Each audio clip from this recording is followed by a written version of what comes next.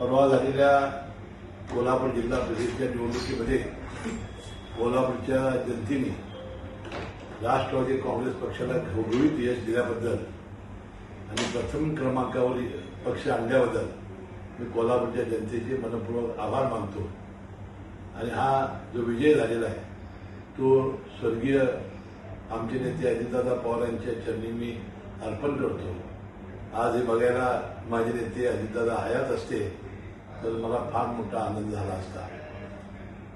बंधू भगिनींनो, या निवडणुकीमध्ये कार्यकर्त्यांनी विशेषतः राष्ट्रवादी काँग्रेस पक्षाने मित्र पक्षाच्या प्रचंड मेहनत घेतली, हाडाची काढा रक्ताचं पाणी त्यांनी केलं, याबद्दल त्यांचं मनपूर्वक मी आभार मानतो, त्यांना धन्यवाद देतो। आणि पुन्हा एकदा सर्वच विजयी जिल्हा परिषदेच्या सदस्यांचं मनपूर्वक अभिनंदन करतो आणि त्यांना धन्यवाद देतो। जय हिंद, जय महाराष्ट्र।